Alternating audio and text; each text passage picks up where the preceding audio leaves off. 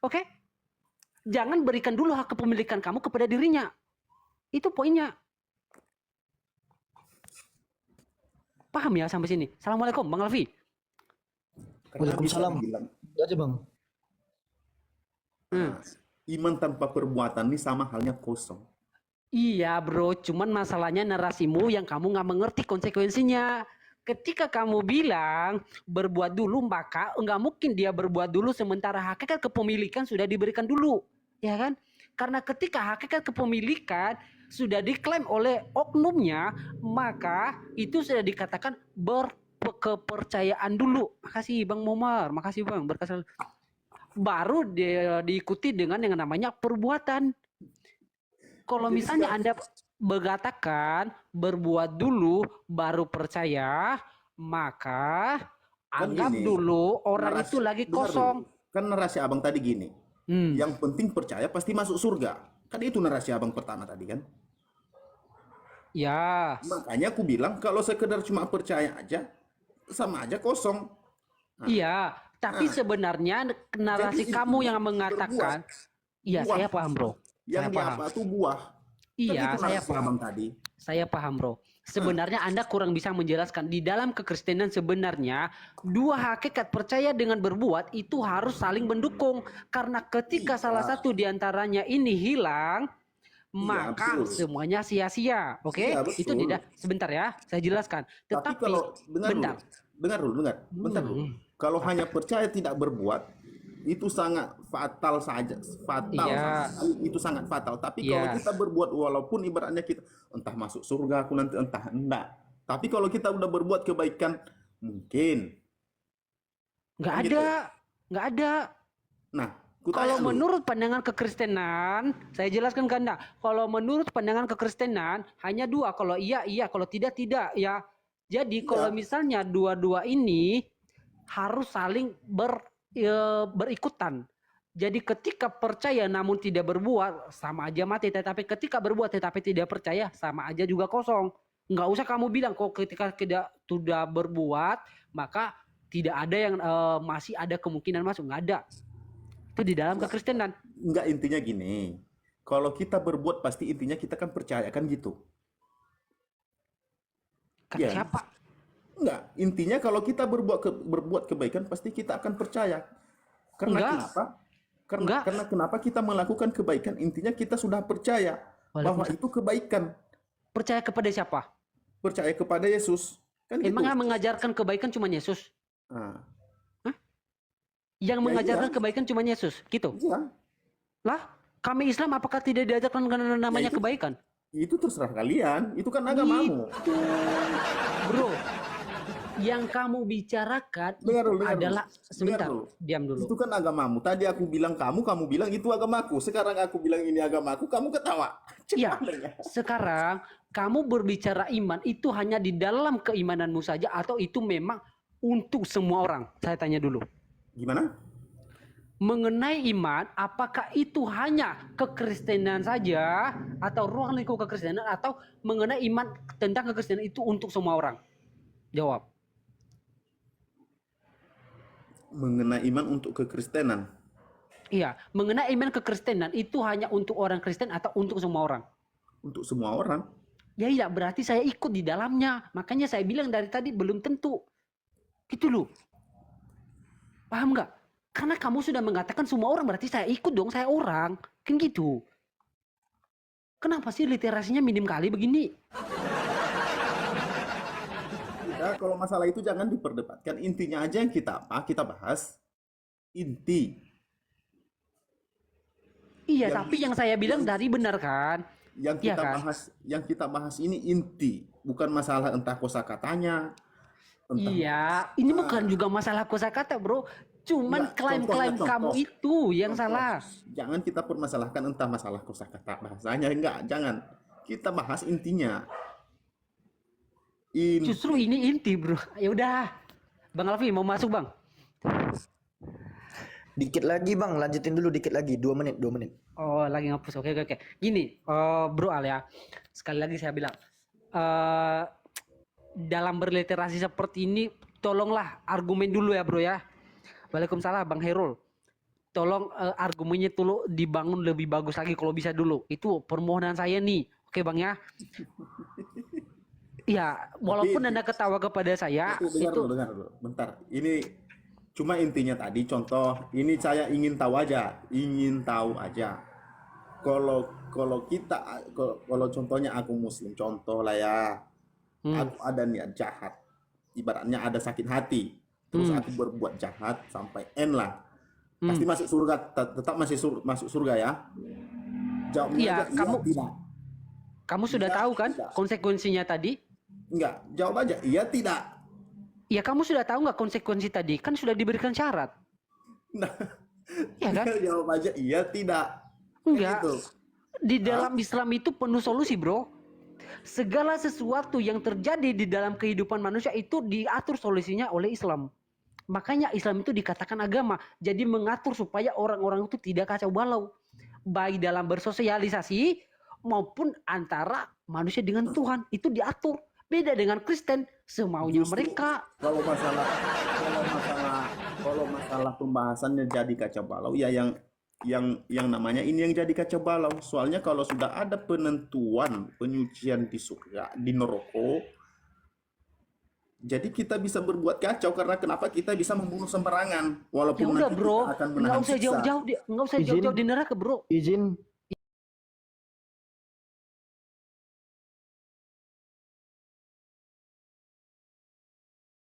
Iya, lanjut, Bang. Penyucian.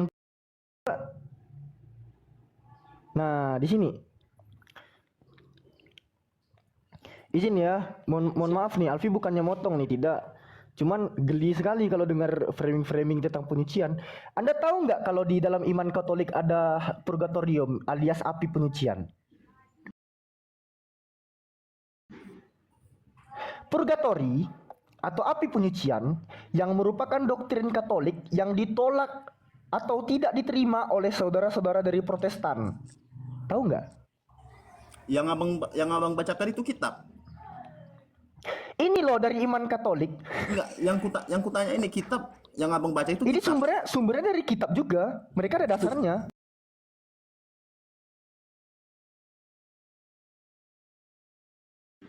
Nih, apologetik berdasarkan kitab suci. Nanti kita bisa baca. Enggak, ayatnya Tapi abang dulu. tahu nggak? Abang Enggak, tahu dulu. purgatori nggak?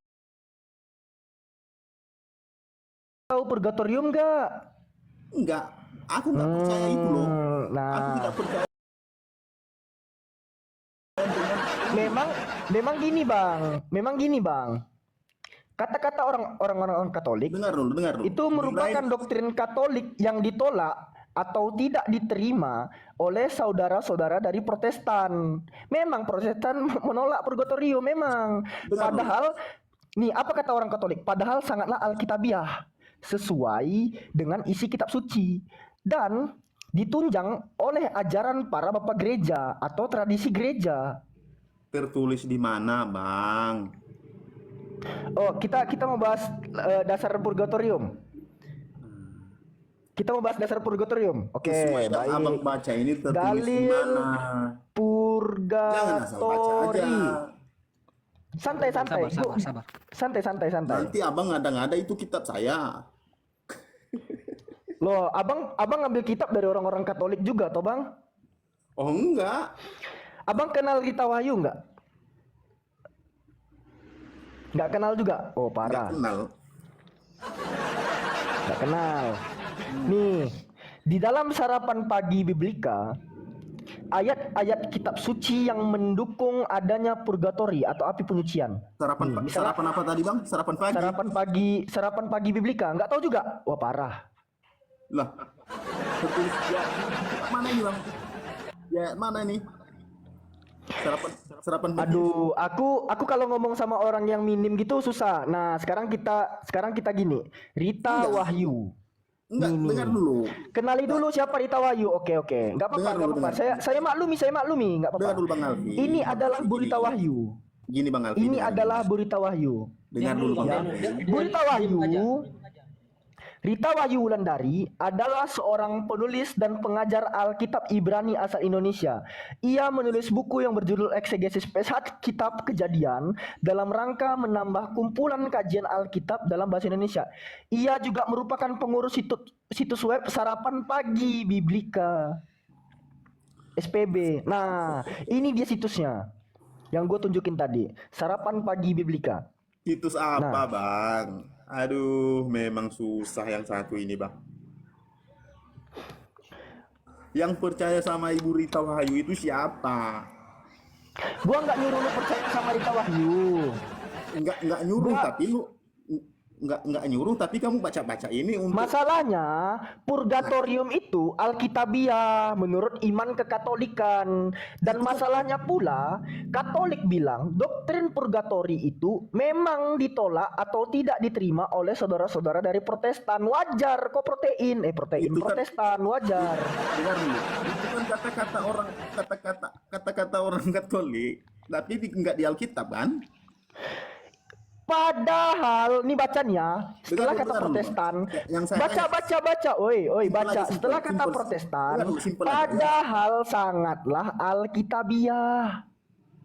Yang dengar dulu. Yang saya tanya ini simpel aja. Nggak di Alkitab ini kan? Nggak ada Tadi Alkitab, aku kan? tunjukin dalil kok tolak. Ini dalilnya ada. Astagfirullahaladzim. Dalil mana? 1 Korintus 3:15. Nah. Jika pekerjaannya terbakar, ia menderita kerugian, tetapi ia sendiri akan diselamatkan, tetapi seperti dari dalam api. Ini purgatorium. 2 Makabe 12:40 juga. Kau nggak pakai kitab Makabe kan? Katolik punya. Berapa Bang? Tadi berapa itu? Makabe punya nggak Makabe?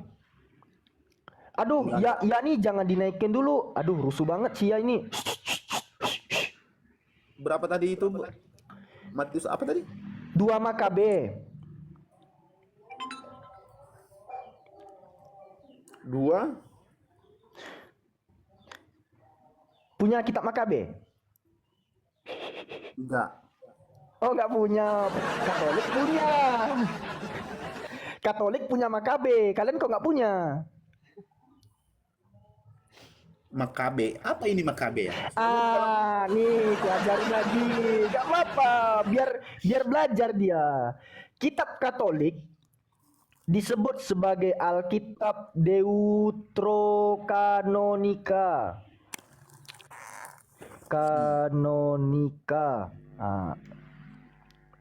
Gak apa-apa bang, kalau abang nggak tahu, dikasih tahu. Nih. Alkitab Deuterokanonika. Kita baca botnya. Alkitab yaitu Perjanjian Lama dan Perjanjian Baru dalam terjemahan baru yang diselenggarakan oleh LAI.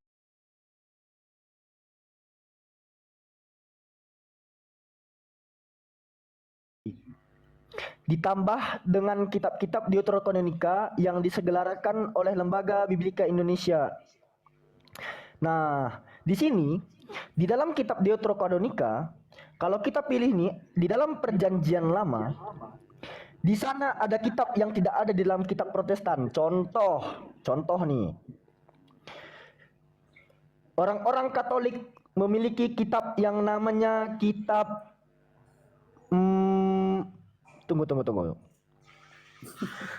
Tunggu.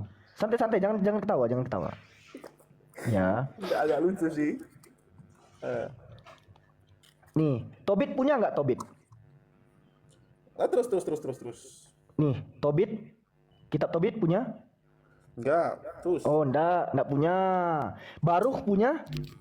Enggak punya juga. Yesus Ben Sirah punya? Dengar dulu, Bang, Kebijakan ya. Salomo punya? Aku Oh, enggak punya juga. Dengar dulu. 1 Makabe, 2 Makabe enggak punya Protestan? enggak. Dengar dulu, Bang. Katolik punya. Dengar, Katolik Bang. punya. Dengar ya, Bang ya.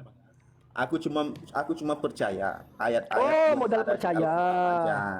Bang, Kalau- masalahnya Dengar dulu, orang bukan itu. Katolik pun Bukan percaya masalahnya. bahwasannya Dengar api dulu. penyucian atau Dengar dulu, Bang. purgatorium itu ada. Selagi itu di luar Alkitab, saya tidak pernah percaya. Padahal sangatlah alkitabiah kata orang Katolik. Itu kan kata orang itu. Bukan kata Dalilnya 1 Korintus 3:15. 1 Korintus. Bentar ya. Menurut orang Katolik, 1 Korintus 3:15 kata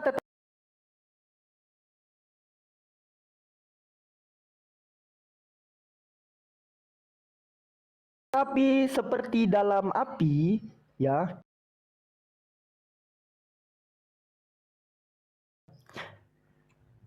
Itu merupakan kata yang cocok tentang api penyucian dengan keadaan-keadaannya. Gimana Bang? 1 Korintus ayat 3 Pasal 3. pasal 3 ayat 15. 1 Korintus pasal 3 ayat 15 ya. Purgatorium. Terus Tetapi seperti dari dalam api. Sebelum kalimat itu, tetapi ia sendiri akan diselamatkan. Ada penyucian rupanya Bang, penyucian dari api. penyucian apanya nih? Purgatorium. Entar kita biar baca dulu dari atas ya, sesuai dengan Jika pekerjaannya terbakar, ia akan menderita kerugian, tetapi ia sendiri akan diselamatkan. Dengan cara apa? Dengan cara apa? Tetapi ia sendiri akan diselamatkan dengan cara apa? Tetapi seperti dari dalam api. Ini temanya dari atas, dasar dan bangunan Bang ya. Original teks nggak memiliki judul perikop. Ini ada di atas nih, biar kebaca. Original teks tidak memiliki judul perikop. Nah, dasar dan bangunan di sini ya, tertulis. Enggak, masalahnya kalau kita berbicara soal kitab yang kalian bilang ada judul-judul perikop, original teks tidak memiliki judul perikop. Langsung aja kita buka. Gue paling benci kalau Kristen itu suka kali ngeles sama judul perikop. Mana? Ini. Judul perikopnya mana? Dasar dan bangunan ini. Mana Ya. di dalam judul perikopnya ada? Di mana di dalam judul perikopnya ada? Dalam original teks ada?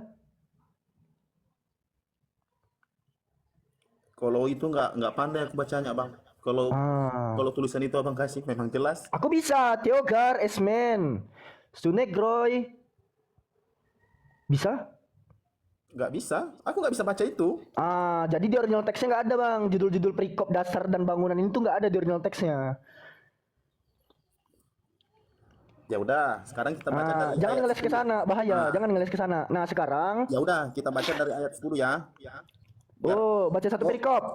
Iya, kita baca dari ayat 10. Oh, Mak kena Injili awak di sini. Oh iya harus. Kalau cuma comot-comot ayat satu ayat aja iya. Oh, berarti Rita Wahyu comot-comot ayat. Ya jelas. Ini yang kasih dalil ini adalah Bu Rita Wahyu Wulandari. Bu Rita Wahyu Wulandari, Dengar dulu. dengerin saya baik-baik ya. Bu Rita Wahyu Wulandari ini bukanlah orang yang biasa bre. Dia yang membantu menerjemahkan kitab kalian tuh dia juga itu. Dia pengajar kitab Ibrani. Ngapain aja kalian di gereja? 20 kali ke gereja cuma jadi bohlam gereja doang, sampai nggak kenal tokoh Rita Wahyu pun nggak tahu kalian. Parah sekali Kristen ini. Dengar Bang, kalau kami datang di gereja bukan diajarkan untuk mengenali orang, tidak. Kami nggak di. Matteo Henry kenal nggak? Dengar dulu. Kami nggak diajar di gereja ini karangan ini karangan ini enggak. Anwar Chen kenal nggak? Anwar Chen nggak tahu juga. Nggak kenal. Nah ini tengoklah mereka ini. Anwar Chen adalah orang yang mempelopori penerjemahan kitab Lembaga Alkitab Indonesia LAI. Itu Anwar Chen. Matteo Henry, bapak komentari abad-abad sekarang yang mendominasi komentarinya tentang Bible pada sekolah tinggi teologi. Intinya abang ini mau memperkenalkan Ibu Rita Wahyu sama aku ya. Maksudnya begini loh bre ya. Kalian selalu menafsirkan kitab menurut kehendak kalian doang. Padahal di dalam 2 Petrus 1. Yang menafsirkan itu siapa? Petrus ini. Di dalam 2 Petrus 1 ayat 20, yang terutama yang harus kamu ketahui ialah bahwa nubuat-nubuat dalam kitab suci tidak boleh ditafsirkan menurut kehendak sendiri. Pindah lagi ke di 2 Petrus nih. Oh jelas, kitab suci tidak boleh ditafsir menurut kehendak sendiri, betul? Yang menafsir siapa? Nah, coba Anda jelaskan 1 Korintus 3:15 tadi.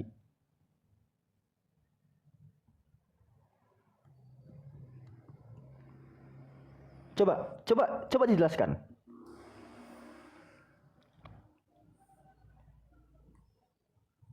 Satu Korintus. Gimana? Coba jelaskan dulu 1 Korintus 3:15 ini. 1 Korintus.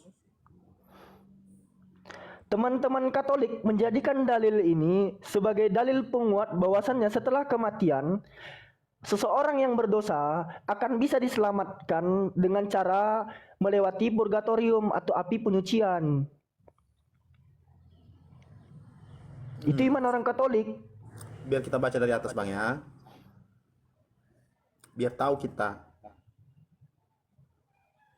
Ya. Halo? Bacalah. Sesuai dengan kasih karunia Allah yang dianugerahkan kepadaku, aku sebagai seorang ahli bangunan yang cakap telah meletakkan dasar dan orang lain membangun terus di atasnya. Tetapi tiap-tiap orang harus memperhatikan bagaimana ia harus membangun di atasnya, karena tidak ada seorang pun yang dapat meletakkan dasar lain daripada dasar yang telah diletakkan, yaitu Yesus Kristus. Entah orang membangun di atas dasar ini dengan emas, perak, batu permata, kayu, rumput kering, atau jerami. Sesekali